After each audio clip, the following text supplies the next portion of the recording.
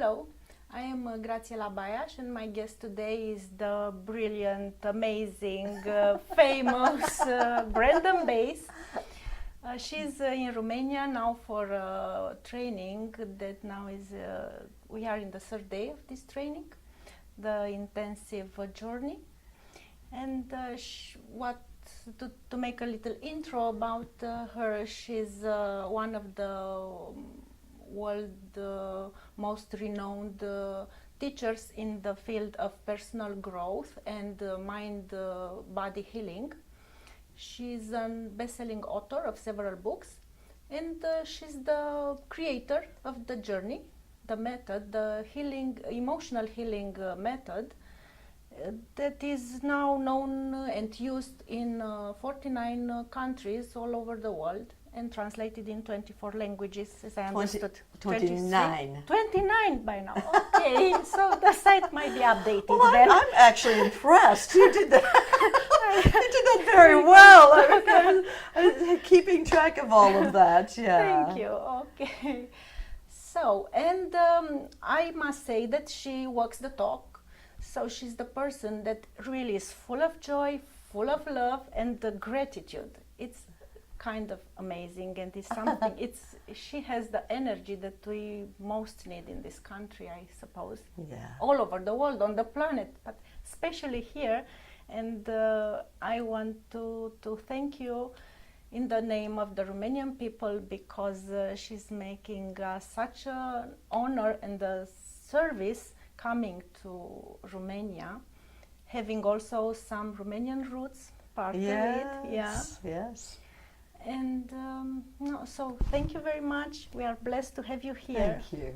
Thank you very much. I love coming to Romania because I do travel to 49 countries in the world. And one of the things, when I first got off, I came from Poland directly here, my very first time on Tarom Airways. And I got off the plane and I thought, what is this energy here? And it was a real energy of love in the air that spoke to my, to my DNA. And at that time, I did not know that my mother was actually born here in Bolești, outside Ploiești, and that my grandfather was a major in the Romanian army, but mainly he was an attaché to King Carol and worked in the secret services. And so the way that I found this out because I called my mother from here, because at the age of 5, as often was the way back a long time ago, the courts of Europe, they used to travel from the Viennese court to the Parisian court to the Budapest to Bucharest, and so they traveled around. And my grandmother was an opera singer, and she came to King Carol's court, and she's from Vienna, and my grandfather apparently just fell head over heels in love with her, and the rest is history. My mother was born on a hillside in Bolești, and they had a countryside property there with oil wells and vineyards, and apparently all the time on the weekend, my grandfather would come from Bucharest, go to Bolești, and bring all the people from the court, and he'd taste their wines, and they'd gamble, and my grandmother would sing for them. But apparently when my mother turned 5 years old, that was the time for her to go to school, and so my grandmother took her back to Vienna. Now, I didn't know any of this, when I came here, because I thought my mother was Viennese. Because in World War II, when she lost her husband to the Nazis, the Luftwaffe, my father was an American soldier, and he saw this beautiful woman. She was Miss Austria, and so very beautiful woman. And he saw her at the beauty pageant. Like my grandfather, fell head over heels in love, and the rest is history. They moved to New York, and so I grew up in New York thinking that my mother was Viennese. And my mother refused to talk about anything having to do with her background because there was so much horror experienced. And so when I got here to Romania, I thought, what is this energy singing to my blood? And I called my mother the first night here. And I said, there's something in the air here in Romania, and the people are so loving, you know. And she said, well, I was born there.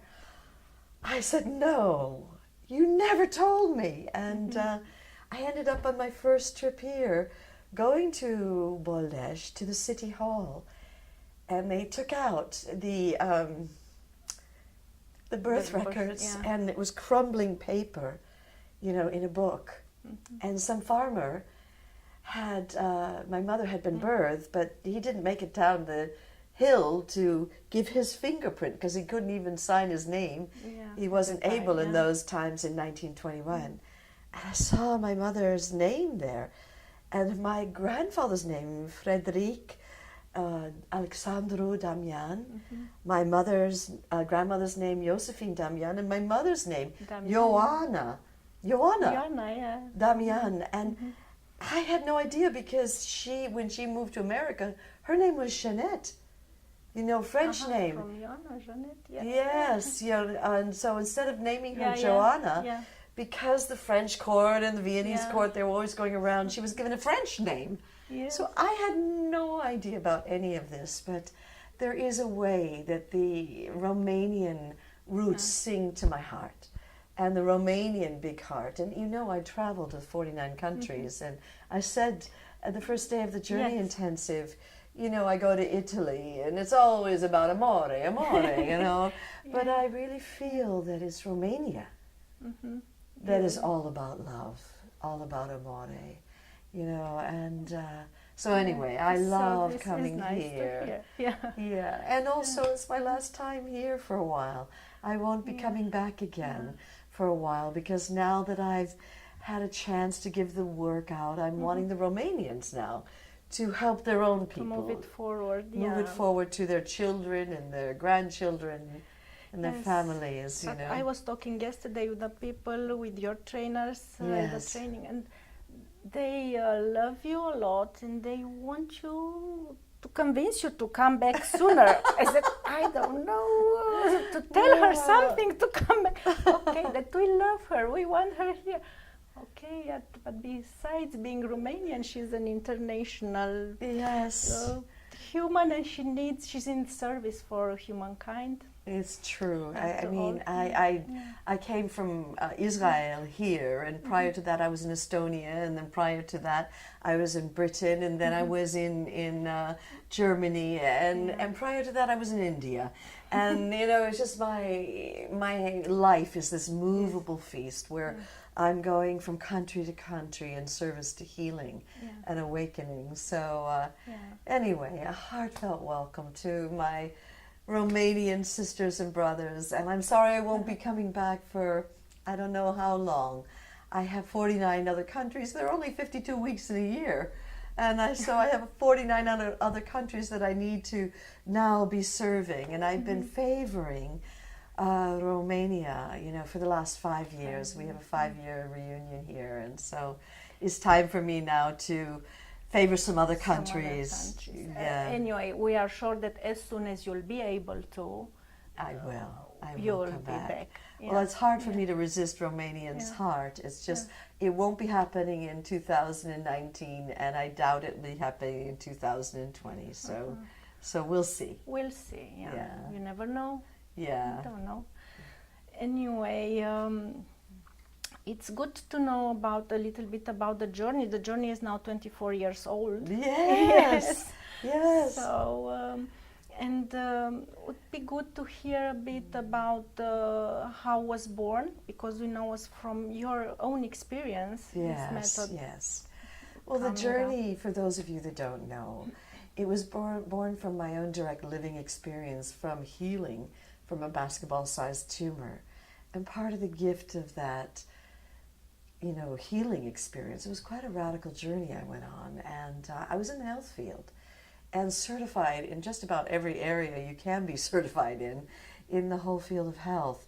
And the last thing I ever expected to have happen was to be diagnosed at the age of 39 with this basketball-sized tumor. And it really sent me reeling. And I felt like I was called beyond all that I knew, all that was available in the health field, to find a method for all of us to go on all of our own internal journeys, to uncover what's stored inside our bodies, the emotional blocks and the cell memories, and to go through a radical process of release and letting go and ultimately forgiveness, so the body and the being can heal. And what I'm so grateful for, at first I thought it was just a spontaneous healing that happened for me.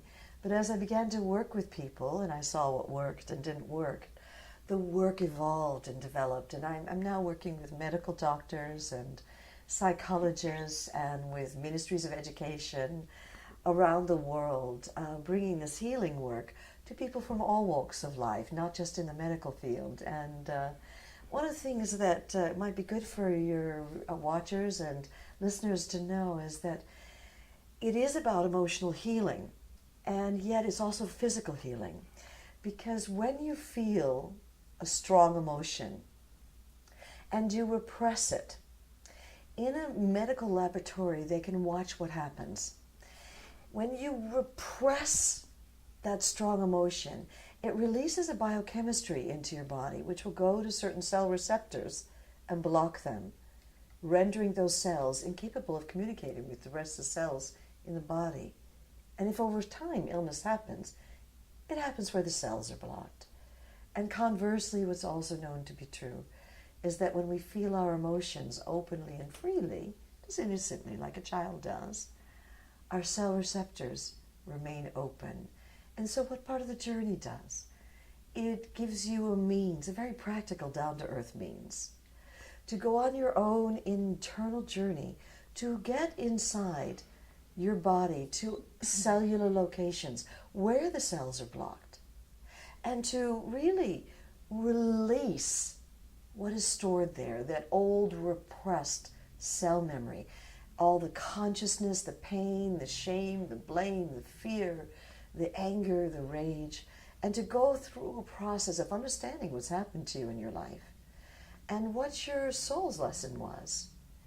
And also to go through a process where you're forgiving God, life, yourself, others, so that when new cells are born, they're born devoid of that old consciousness as a new regenerative cell. And so yes, people experience all kinds of physical healing alongside the emotional healing. Yes. And besides the physical healing and the emotional healing, as a consequence, is also improving in all areas of life, as I understand. Yes, using it this does. method, you can really do changes in many areas of your life. It's so true.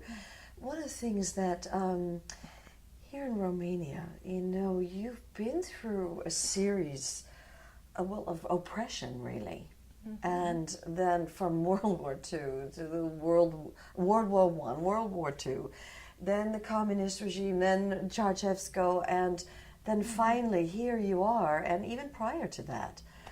And one of the things that the field of epigenetics has found, and it's been unequivocally established, just Google it. Get on Google and Google the field of epigenetics. And, even you know this. If a friend of yours has been diagnosed with cancer and they go to a medical doctor, what is the first question they ask? Who in your family had cancer? And the reason they ask that is because they've known since the 1950s that a propensity for certain physical illnesses comes through your DNA. Now what they've found is what took place to our ancestors in World War II has been passed down through our DNA to all of us. And now we are carrying not just the consciousness of our time, but we're carrying the consciousness of the previous generations. And when I first went to Germany, and someone was doing a physical journey, and he went inside his heart. The cell memory he uncovered there wasn't his own. It was actually his mother's. Mm-hmm. And she was in the concentration camps. And like my mother, his mother went shtum. We don't talk about what happened in World War II. And so he knew nothing of what happened to his mother. But when he did a journey, he went inside his cells and whoa, all the pain, the horror that she experienced inside her cells had been passed on to him. And he went through the journey process of releasing all of that and understanding and forgiving. And he said, you know, Brandon, I felt through my whole life, I've had this lid over my life. I didn't know what my mother went through, but I was born post-World War II, and I never felt like I had permission to be free. I never had permission to be myself. I never had permission to be crazy and silly and make mistakes and be wild and enthusiastic and stupid and funny. And so I asked all the Germans, there were 240 Germans in the room, how many of you feel the same way? And they all said the same thing. They all, when I asked, how many of you feel like you've got a lid over your life? They all raised their hand. And then I looked at my life. I grew up in New York, in a country supposedly all about freedom, right? Yeah. And I thought, whoa, I grew up with a lid over my life. And I haven't had permission to just be wild and silly and wonderful and free and joyous and cry and laugh when I want to. And I realized, for me, I always felt I had to get it right. I had to fit the mold. I had to do exactly what I was told to do, how I was supposed to be. I wasn't allowed to be myself. I couldn't get it wrong. And if I did get it wrong, there was extreme humiliation, you know? And so, yes, some of what the journey is doing is clearing a consciousness that's not even your own.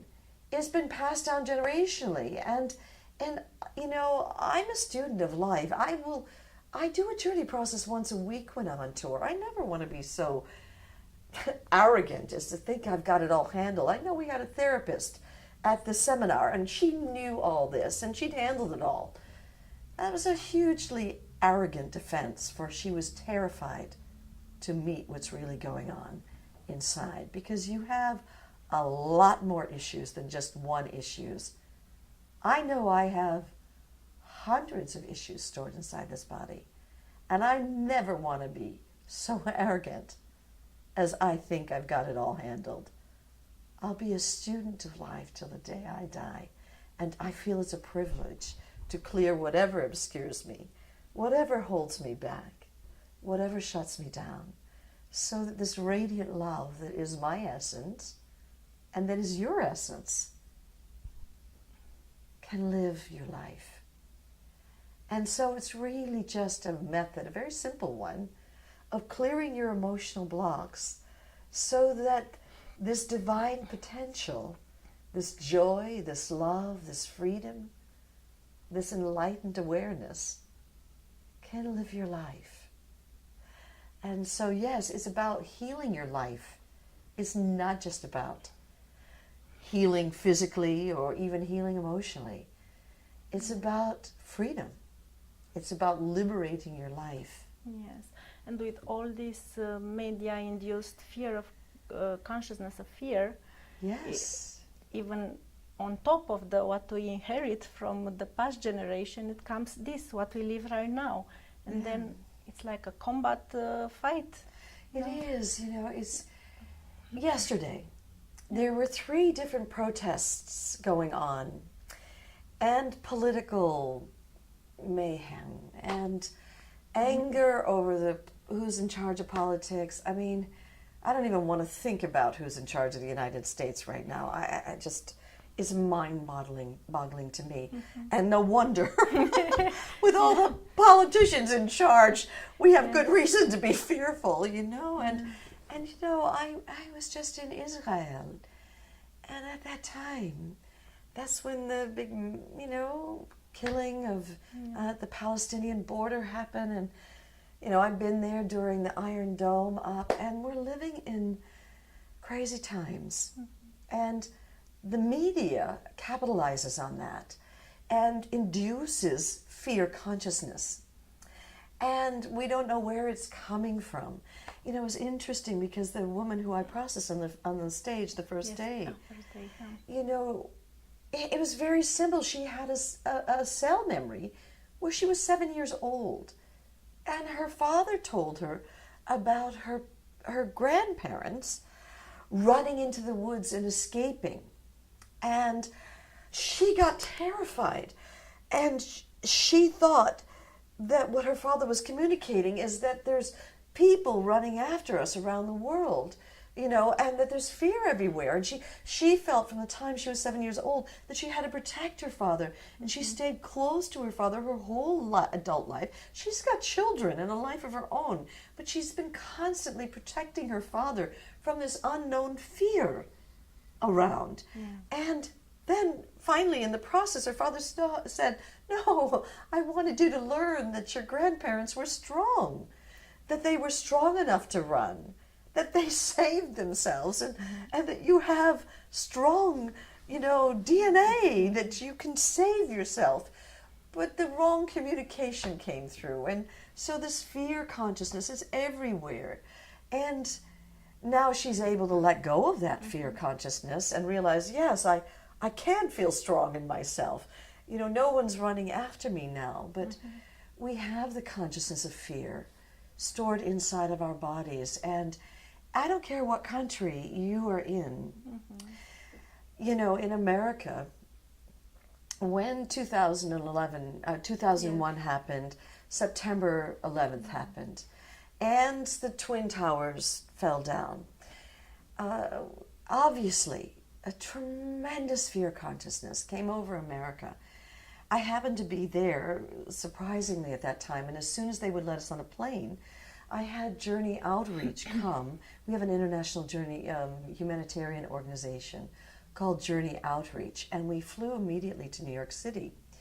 And one of the things that science has found is when you were at a peak of a strong emotion, and if you repress it at that time, that's when the biochemistry is released into your cells.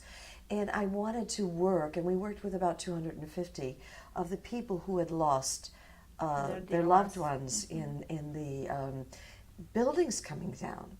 Now, interestingly enough, in 2011, the Sunday Times, New York Times, in the United States, the government had kept tabs on the families of those who had lost their loved ones, and there was an off the Richter scale proportion of cancer. No one gave them a manual. What do you do when this kind of huge devastation, this huge kind of trauma happens?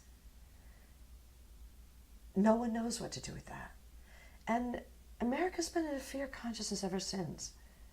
And it's like a lid over America. So it's not just the lid that I had from my European background, and I just had my DNA tests done, and I'm 100% European. Yes. Yes, 100% DNA is European. So it's not just my European DNA. America now has a lid over it, and it's an uncomfortable place to go for me, because I feel this lid of fear that you're talking about. Yes. And it is in part media induced, and it's in part induced. We're going through a lot of catastrophes right now. I mean, think of the earthquakes that are just happening, and the volcanoes going off right now as we're speaking. I just read in the newspaper, because I read the news every day. I don't watch television because it's just too many images of horror happening. 50 billion tons of lava, molten lava. And of course, those images are on television. And it's like no matter where you look, there's catastrophe happening.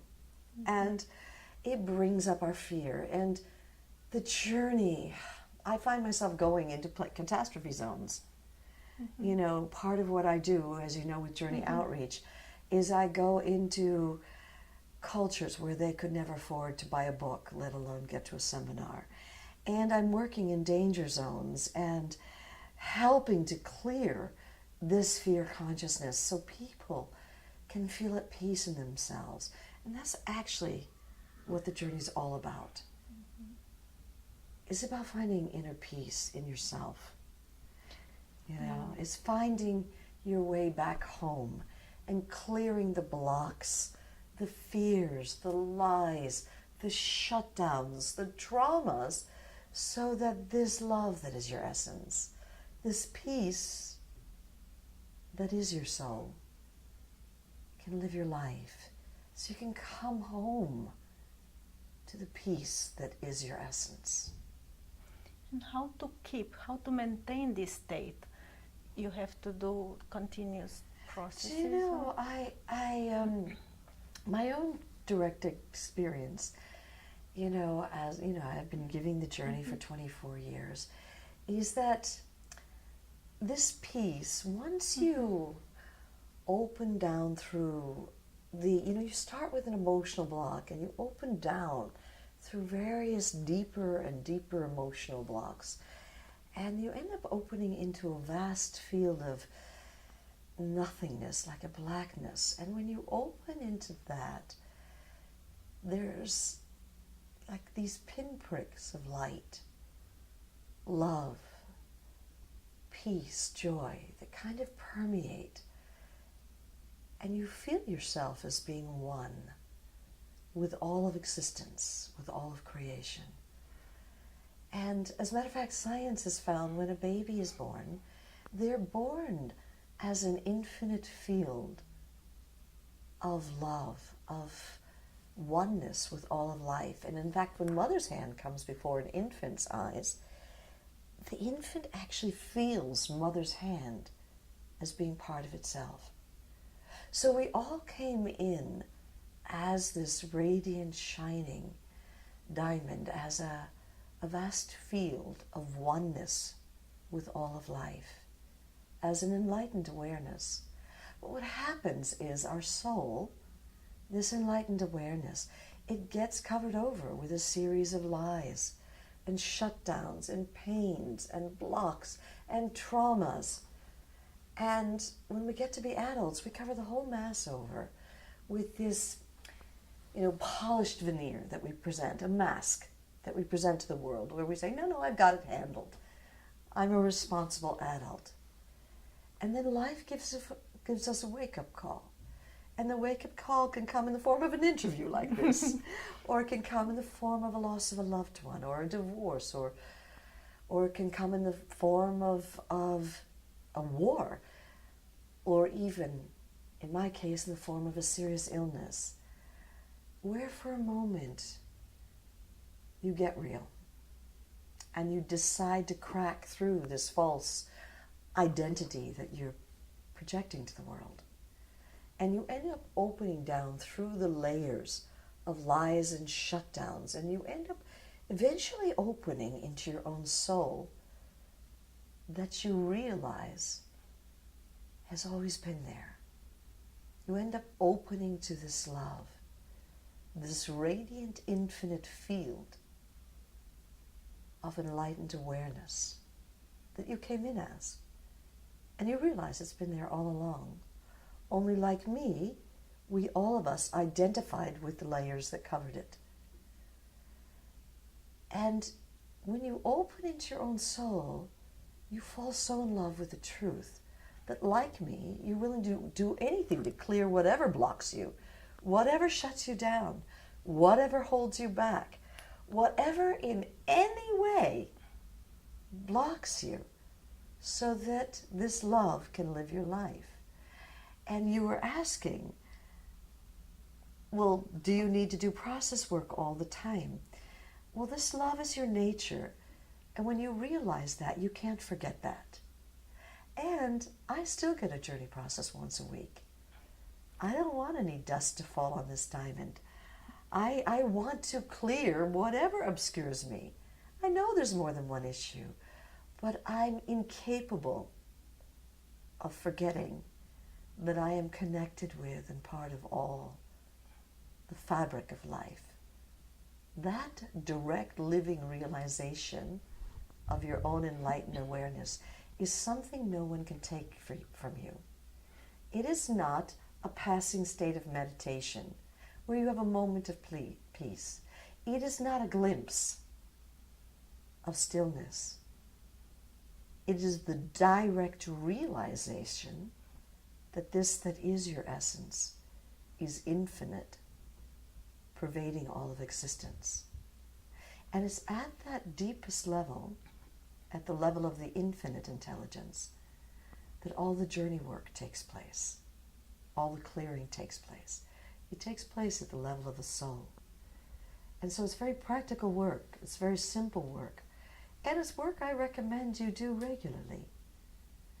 And, you know, once this is realized, source or this love, peace, joy, it's not a landing place. It's not like the Big Bang. You know, you wake up and that's the end of it. Yeah. You wake up and that's the beginning of your journey. And as you deepen and open, this love gets faster and freer, clearer, purer, more shining. That must be one of the reasons that you are so beautiful at your age.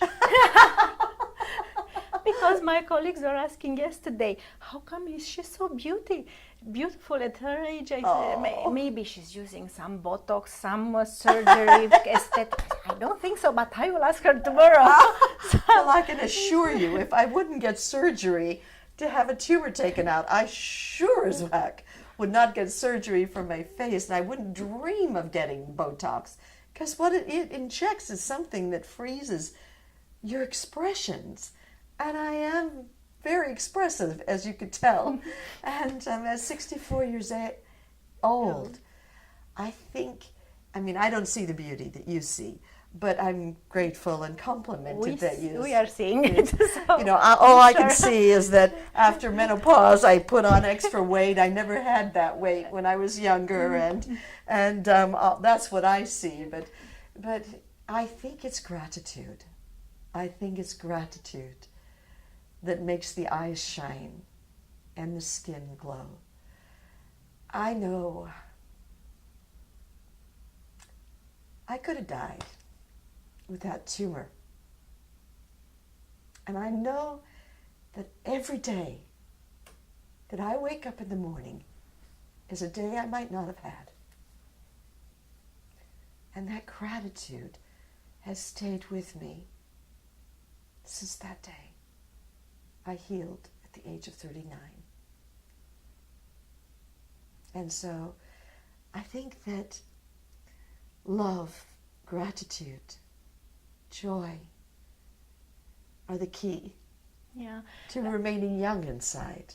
For sure, this is a key. But it's a question I have, how to not go, to jump into this love, joy, just as a facade to cover a denial. I know. I mean, that's what I think that therapist was doing yesterday. You know, this love, because I have seen people who I would call, they're in la la land. Mm-hmm. It's a pseudo love, a pseudo peace. And this love is like the journey can't give you something. I can't give you love. I can't give you peace. I can't give you joy. It's not a process of adding in something phony. It's a process of subtraction. When you subtract away the lies, the limitations, the shutdowns, the hurt, the pain, then this natural radiant love that is your essence appears. But you know what I know about this? I call it source, because it's a nice non-religious name for profoundly spiritual realization. But if someone's in a permanent state of love, it's not real, because my direct living experience is constantly changing. That this love, it can show up as stillness one moment, peace another, sadness arises in it, devastation takes place in it, anger arises in this, rage can come up in this. that the peace is the substratum from which all the emotions arise. And they arise and they fall and they rise and they fall, but they're all happening in something. It's like a vast open field of all acceptance. So if someone's in this phony state of la la la, love, love, love, joy, joy, joy, Joy and light. Yeah. yeah, it's phony, because the natural human condition is that emotions come through. But what's also the natural human condition is that emotions come and emotions go. So when an infant is crying, you'll see them. Now, at that point, that infant is wide open, experiencing themselves as permeating the whole universe, right? Mm-hmm. And then something happens inside. And then you wave a rattle. Ah. Yeah. And the emotions are just coming through. But the awareness of themselves as being infinite is not changing. Yeah. Mm. Do you see what I'm saying? Mm. And so baby has no problem with emotion coming through. Mm-hmm. And, you know, Gandhi, he said, I've given up the need to be consistent. Now, he's considered a saint and an enlightened master. He also and liberated a whole nation through his teaching, his message of nonviolence. But nonetheless, as we become older, we become adults, we feel we need to be consistent. Yeah. And so an emotion can't last more than a few seconds. But because this need to be consistent, we hold on to that emotion, and then we look around to who's to blame for that emotion. I'm feeling angry. Now let me see, who's to blame for me feeling angry? And then we make up a whole story of why we're angry, and that keeps that whole anger in play. Yeah. Now we've got a story to blame someone for our being angry, and we can perpetuate the story. Or there's another choice. Let anger arise, don't touch it, and the anger will come, it will go, and still you're left here in this. That is your essence, in pure awareness. So I talked about the baby, yes. How that the baby is pure awareness, and the emotions come through, and, yeah. And that they have a choice.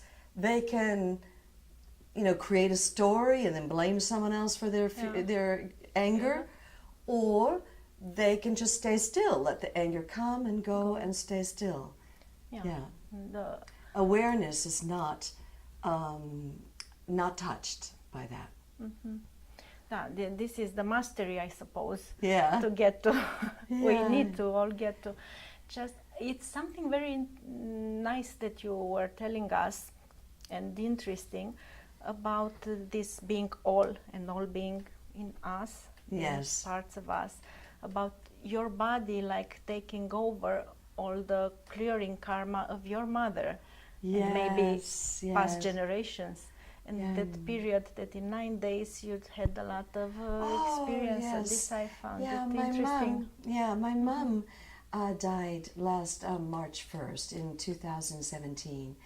She was 96 years old, so she lived a full life and a long life. And, you know, from the time I was a little girl, I used to not kindly say, my mother doesn't have a life. She lives her life through me. And I always felt that somehow she was living her life through me. And last, in 2017, in January, I had gotten word, I was in Australia at the time, mm-hmm. and I'd gotten word that my mother might be dying in the next 2 or 3 months. And obviously I wanted to get back so I could be with my mom before she passed. But the oddest thing happened at the end of January, spontaneously. I was lying at bed at night, and I would wake up, and I was burning up my sheets, and all my mother's cell memories from World War II, the ones that she could not face, were pouring out of me, and I was just burning up. And for 9 nights, I had the horror of what she went through, the Russians chasing the women who had lost their husbands. And my brother Michael, he was actually born, and his father had been shot down by the Luftwaffe. And so my mother gave birth to a child with no father. And her father was actually working for King Carol, sequestered King Carol out of the country, came back on a train to get the secret papers, and he was apprehended by Nazis, and his brother was a magistrate. And the Nazis, he said to the Nazis, you can't put him in jail. He's just a citizen here of Romania. He's done nothing wrong. And the Nazis said, well, take it up with the jailer in the morning. And his brother came to the jail the next day in the morning at 6 a.m. and my grandfather had been shot through the head. Interestingly, outside the bars in Jalava prison in Bucharest, someone had shot him through the head, through the bars, from the outside, which they think might have been a mercy killing so he wouldn't be tortured for information. But in any case, my mother lost the two protectors in her life. She lost her father, she lost her husband, and she was being chased by Russians when they came into Vienna. And so I didn't know all this until it started coming out, and then I shared it with my mother, and she verified what had happened. And she had begun to verify in the last 5 years. She started finally at the age of 91 sharing with me my whole history. I mean, I didn't even know my grandfather's name, or anything about anything. And so she started sharing with this. But in those 9 days, I just burned up the sheets, almost as if I was processing through all her memories so she could pass peacefully. Do you know that it's part of our mission to clear the karma of the I know or the that patterns, because this is what it is. Yeah, we're the patterns of our ancestors. I feel like part of what happens in the journey, yes, we're clearing the legacy of pain that's been passed down. But my prayer for clearing it is to, and that was spontaneous, that wasn't, I didn't ask for it. It's just my body was being used to clear my mother's karma. But the prayers is that we clear it so it's not passed on to the next generation. So we're not passing on this fear consciousness, this having to get it right, this lid over our lives, this feeling like we have to watch over our shoulder because you don't know where it's going to come from. And that's all getting passed on. I mean, I remember I was in Israel, and we were at the Manifest Abundance Retreat, and there was a woman on stage getting processed, and she got access to her ancestors' memories, and it was World War II, and she had her whole Jewish ancestry, lined up to the beginning of time. And they'd pass on this persecution consciousness, And she said, I don't want it to go to the next generation. I want to clear it. To stop it. To stop it here. So that my children can be born healthily.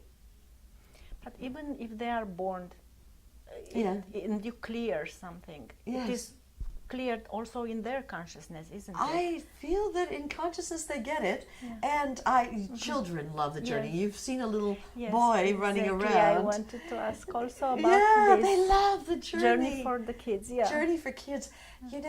Children are natural. They haven't learned all the tricks. The arrogance, I have no issues, I don't need to do the journey, and all the filters. They haven't learned that yet. So the children love the journey. They actually ask for a journey. I remember there was one time a medical doctor who was at the Manifest Abundance Retreat in Britain. And he had his 2 girls there, a 5-year-old and a 7-year-old. And while we were doing the Manifest Abundance Retreat, the children were staying in the parents' bedroom, but the children were having the junior journey. And it was the cutest thing. You know, the children were put to bed at 8 o'clock at night, you know, and we had the therapist walking the hallways, and they'd crack the doors open of the rooms to make sure all the children were going to sleep. And they would leave the light on a little bit because children often don't like to go to sleep in the dark. And one hall monitor, she was walking past the doorway, and she heard the two girls, the 5-year-old and the 8-year-old, talking. And she got ready to open the door and say, now, go back to sleep. And she heard what they were saying. And the older one was saying, now, if you had something to say to Mommy, what would you say? And now you can empty that out. Now, if Mommy has something to say to you, what would Mommy say?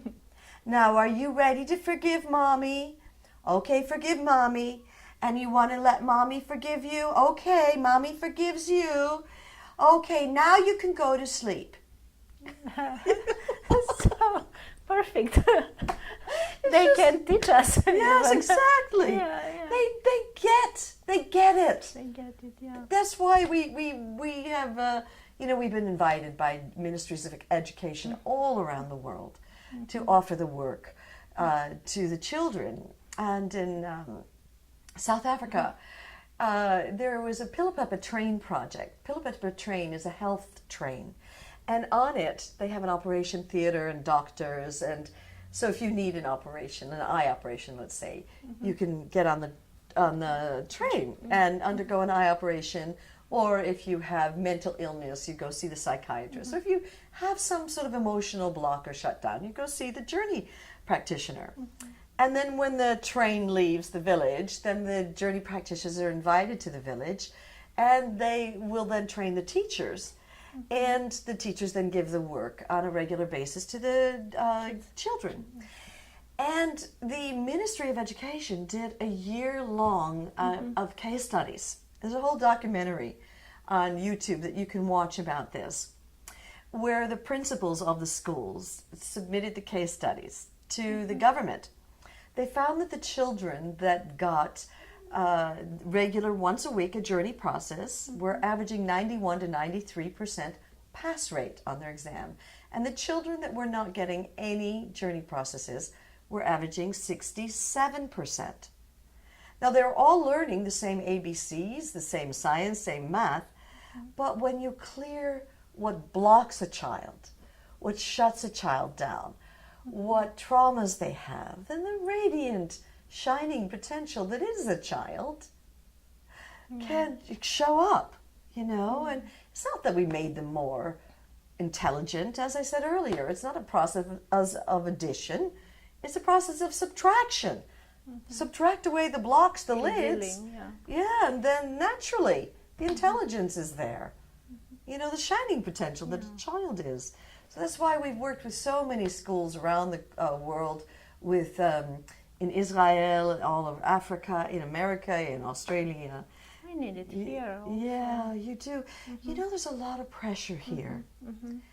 I have a massage therapist in Britain who is actually Romanian, and she was sharing with me about how during Ceausescu's time, the children had so much pressure to be, the smartest and the most intelligent, and Romania was going to show it has no debt to the world and that we have the smartest kids, and you do. I mean, it's why all the IT companies are, there's a brain drain. A brain drain is going on where they're taking them into Apple and into Mac and into all the different IT companies, Dell. They're coming to Romania and taking them and putting into the other countries in the world. They're stealing the intelligence here. And it's obviously in our DNA. In the 1920s, when my mother was born in 1921, Romania was the 8th wealthiest nation in the world. Yeah, I didn't know this. The 8th wealthiest nation. And all the gold, all the oil, it had all the paintings, it had the art, the literature, the science. Romania had it all, and that's why the movable feasts, the European courts, were going around. And then in World War II, all the gold got stolen. They've found tunnels where all the paintings are. That it just got literally raped of all of its wealth. And I mean, my mother. I mean, I have the maps from 1921. She and I have all the oil well receipts of her, and she inherited those 3 properties in Bangladesh. They're hers. But my father wrote to during communist times in the I think it was the 1950s, to please that we'd like all the money from our oil wells, which we have 3 that are still there. I went to go see the property. And they wrote back that it's been, the communist regime have it, and that we'd have to pay all the taxes for all the years, and that we wouldn't get it from Romania, and it's like everything's been stolen. Yeah, This is our history now. Yeah, and but it was wonderful, at least for me, to be able to go walk on our property. Yeah, this is the pity that we have such a treasure here, and people are amazing, like everywhere in the world. But because there was so much oppression, all these qualities are. But Sorina, my massage therapist. I mean, she got her law degree. She got a law degree. And it's, and now she's a massage therapist in Britain. I mean, there was so much academic pressure for her. Yeah, it is. And it is also this pattern that is here, this obedience without content is called, like, also the Nazis had it, like the war criminals, they said they pleaded innocent based on the obedience to authority. Yes. So, and here is everywhere, all over the world maybe, but in Romania it's a lot more because of the history. And then to clear this all out and all this to be... Romania is not the only one. I work in a lot of Eastern Bloc countries who were behind the Iron Curtain. And I went to Estonia. The first time I went there, I was so shocked. I'd ask people a question, and would they raise their hand? Nobody would raise their hand. Nobody would speak up. And I said, what is going on here? Why won't you speak up? And one man said, I'll tell you why. Because when the Russians came in to Tallinn, they took 30,000 of our intelligentsia. The teachers, the lawyers, the doctors, shipped them out to Siberia and put into our country 30,000 Siberians. And we were expected to speak Russian overnight. And my father, the KGB, was living there in the center of Estonia, of Tallinn, and we're watching the school children playing in the schoolyard. And this man had made just an off comment about the KGB, just to be funny. And he wasn't punished. His parents were shot in front of him. And he learned, you never express an opinion. You never speak up. And I asked how many of, and then I asked in the room, and we were 250 people, I asked, how many of you feel you cannot speak up? Everybody raised their hand. So Romania is not the only one that has experienced this oppression. I do feel part of my dharma, my calling in life, is to go to countries where oppression's been and to help liberate the country so that people can come home and experience natural living as a human being. And so that's much of the humanitarian work that I do is all about liberating us from the oppression now that lives inside of our head. Because now the countries are free, but people, I said the first time I went to Germany, I said, okay, that Berlin Wall came down. The external one came down, but I have to tell you something. The internal one, it's not down. And we're going to need to clear the internal wall This is very before important, true freedom is experienced on this planet. And so much of what I'm doing is clearing. And I feel that I've invested a lot of time and energy here in Romania. So now it's time for Romania to take the teachings of this liberating work and take it back out to the children, to your parents, to your grandparents. And if you've not been to a journey intensive, well, get to a journey practitioner, get the book, find a journey grad. There are 1,050 of them here in this country who've been through the full day journey intensive, which is a real immersion in the work. And they can help you undergo a journey process or do it with somebody from the back of the book. You know?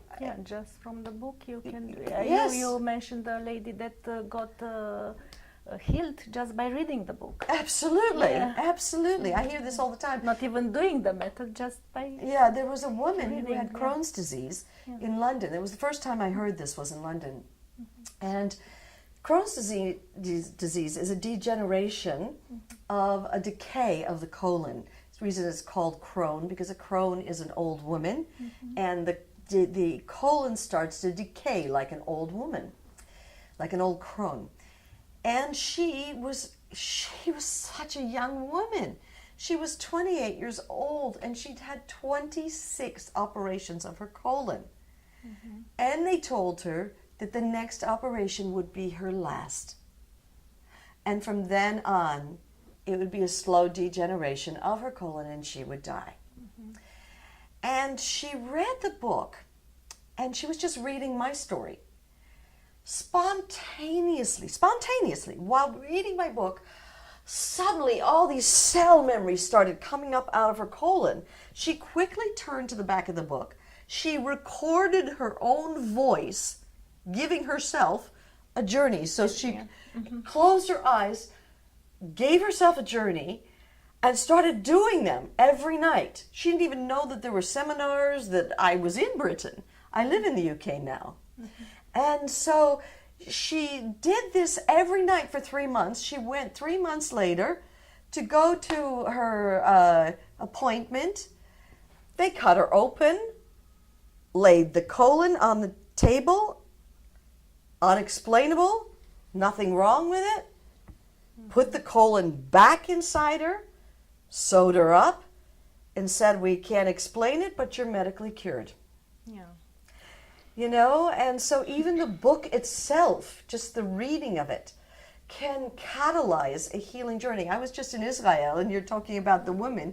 I actually hired a PhD and an historian, and I wanted to go in the Galilee to some of the spiritual hotspots, of which there's so many. And he's getting a second PhD in what makes a sacred place full of spiritual energy. And so he took me on around all day. I didn't even know that he knew me. I should have guessed it, because in Israel everybody knows me, because I was brought there by the rabbis. The journey is believed to be a universal teaching that can be used by any religion. I've spoken in Catholic cathedrals and Hindu ashrams and in Buddhist monasteries, and the rabbis invited me. So to Israel. I should have guessed, but I didn't. I thought I was a complete stranger to him, and I'm treating him like a complete stranger. And at the end of the day, he says to me, he goes, Brandon, I'd like to thank you for saving my wife's life. I said, who's your wife? And he said, well, she's someone who read your book. And he said, she was diagnosed with a small tumor, nothing like yours, Brandon, but she decided she did not want to have chemotherapy or radiation or operation. And now usually I work with medical doctors, and often medical doctors will have someone go through chemotherapy, and they will do a journey process alongside of it to get to the emotional root cause. And, you know, medical doctors and I, we get along famously, and I train them in this work so they can use this work alongside their own work. Yeah. I never say give up your medical practice. I say, no, just use this to get the emotional corollary. So anyway, but it was her choice. She chose not to go that medical route. And someone gave her the journey book, and she read the book. She didn't do anything more. And she went 3 months later to go have her exam done, and they could find no evidence of the tumor there. She didn't even go to a journey practitioner. Now, truthfully, that's an uncommon thing.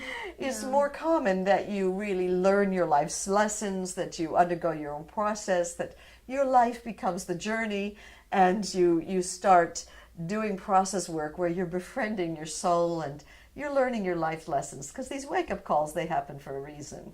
And I feel that it's a gift to be able to learn why they're there, what you're really meant to learn from them, and so that they don't have to show up another time. Yeah, exactly. Yeah. If you don't learn your lesson, So then they can can show up come back. as something else at another time in your life. So my preference would be for her to still get to do the work. Yeah. Yeah. But yeah, I mean, it has happened with people, Yeah. you know, and it's true. I did put into the when I wrote the book, I made a prayer that there would be a grace between the words that would speak to people to come enter their hearts. That would be a healing grace. And so, you know, was informed. The book is it's full of transmission Yeah. of love and Yeah. grace. And there was this one woman, now this was back in the day when I was much, much younger, when I was 41 years old, and I did Years look after. nice. Yeah, I looked nice then. And she got the picture of me on the book. She never read it. She just carried it in her handbag, because she said every time she looked in my eyes, she felt this love coming out. If this is what That's it what she was wants. for her, yeah. You know, it means like whatever you rocks your I boat. tend to believe it. Yeah. Yeah. So anyway, Yeah. And what about compassion and self-compassion? How you know, part of the thing that, you know, we were talking about this yesterday, is that when you come to accept something inside of yourself, that allows you to have compassion for other people. And a woman was sharing yesterday at the seminar that her daughter had gotten beaten up and by her boyfriend, and obviously, you know, tears are here to see her daughter beaten up and bruised. And then she also felt compassion for the boyfriend, that, you know, she could relate that there was an aggression inside of him, and she recognized aggression was inside of her. And, you know, so she had compassion for him as well. And that's what happens when you clear the issue inside yourself. You recognize, okay, yeah, I've done that too. And even though she'd never hit anybody or hurt anybody that way, she knew that she had that kind of aggression inside of her. And I think that's, you know, that's what compassion is your ability to feel with someone else. I remember after I'd done a process where I had felt myself to be a victim. And I came to realize that generationally and through past lives, that I'd been both a victim and a victimizer. And I remember, you know, later that day, I saw a mother walking her toddler across the street. And he wasn't walking fast enough. And she was spanking him like this and shouting, come on, you have to come. And the child was screaming and dragging him and spanking him. And I've never spanked anyone. I've never hit anyone. But I looked at the mother, and having just come out of my process, I thought, yeah, there I go. And I looked at the child, and I thought, there I go. I've been a victim. I've been a victimizer. There I go. And I could only feel compassion for both of them, seeing myself walking across that street. Yeah, this we should do all. Yeah. And do not forget to ask you about this, how to apply journey in business, because till the end everything is supported by the economical For sure, environment yeah. now. So if the business world understands it, practice Yeah. this can do a big shift in consciousness, Yeah, direct and indirect. We've had visionary leadership programs in businesses. We've worked with ministries of governmental ministries, and really helping the employers to learn how to invest in their employees, in potentializing their employees, but also first starting with themselves. You know, clear their own issues. And the best example of this was the Ministry for Education in Israel. And the head minister, she'd heard that there was work going on in other countries with the Ministry of Education. And she said to me, you know, I am not willing for my children in our country to undergo this work unless I myself have experienced it. And so the Ministry of Education, a great many, not every person, went through the journey for a full year. And at the end of this time, she gathered me and all the ones who had gone through this program, and Minister of Finance, Minister of High Schools, Minister of Grade Schools, you know, Minister of Guidance Counselors. They all came together, and we were about 40, actually women in a room, in a big circle. Well, what an open-minded country. Yes, a lot of the men have to be, in the religious families, have to be studying. And so the women are often working in Israel. So anyway, so a lot of the teachers are women, and a lot of the administrators are women. So the men can be immersed in religious study. And so anyway, this 40 women in a room, and you know, she said to me, Brandon, I don't want you to talk, I just want you to listen to their experience. And one woman said she'd healed from breast cancer, and another had cleared depression, and one had gone through divorce and felt that she went through it in a healthy way. But the one that moved me the most was I think she was Minister for Finance, I can't remember for sure. But anyway, she said I didn't have anything physically wrong with me, and I didn't have any big trauma or divorce happen. She said, but Brandon, I had so much anger, and I had come to hate myself for all this anger, and I couldn't stop myself lashing out at everybody. I used to go to committee meetings, and all I would do is argue with everybody. And I've been walking these ministry halls for 18 years. I wouldn't even shalom, which is their greeting, for hello, it means peace. And when I got home, I have 8 children, because they're trying to replace those lost during the Holocaust. And they'd be late for dinner, I'd be stressed out, and I was so angry. And I'd hear myself shouting at all my children because they were late to dinner, and the food had gone cold. And I just had gotten to a place where I hated myself. And she said, the first day I did my journey process here in the ministry, I got to the root cause of what had put my anger in place. And I freed myself. And I went home that night.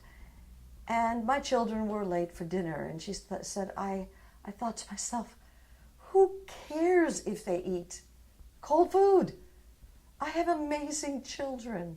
I'm blessed with 8 healthy children. And her youngest, her 8-year-old child, said to her at the end of dinner, Mommy, where did all the anger go? And she said the next day I got to the committee meeting, and when I was walking the ministry halls, looking into people's eyes for the first time in 18 years, I saw they had shining eyes. They'd been through their journey process. We got more done at that committee meeting than we had got done at the last 10 committee meetings. So yes, to start at the top, potentialize the bosses, and then let them learn how to help potentialize their employees. Yeah. So thank you very much. We covered a lot, I think. Yes, we did cover a lot. I hope we haven't bored anybody. Yeah, and if it's something that you never told to any interview, and it's very up to date. I mean, what you feel right now, humankind needs, not just here, everywhere. Something like this. Love in our families. Love. We need to get off of our cell phones. Stop getting behind our computers. Get off the telephone and take time to be with our kids. I saw a video of a kid holding a cell phone saying in an iPhone, he said, "I wish I were an iPhone. Then maybe mommy might look at me. Maybe mommy might love me as much as she loves her iPhone." I think it's time we all remembered we're human beings, and the greatest gift in your life are your family, your friends, and the love in your heart. Take time to go outside, play in the sun with your children. Let them know they're valuable, not because they're great at school or great at sport, because they're a human being, and they are more priceless than a mountain full of diamonds. Take time every day to think about how blessed you are. You've got a body. You've got a roof over your head. You've got food. You've got friends, family, education. You've got clothes. You know what? That's a hell of a lot more than some of the tribal communities that I've gone to, where the children are living in cardboard boxes in a sewer. The first article that was written about me was in the Post in Britain. And she said, "What did you learn from the journey?" And the title of it was, "Savor Each Precious Drop of Life." And so though I've never shared what I just said, I have said, savor each precious drop of life. We never know when life is going to take us. I mean, there were just two journalists who were in a car yesterday, and a tree fell on the car. And so we lost two young men, you know? And take the time to savor life while you have it. Savor each precious drop of life.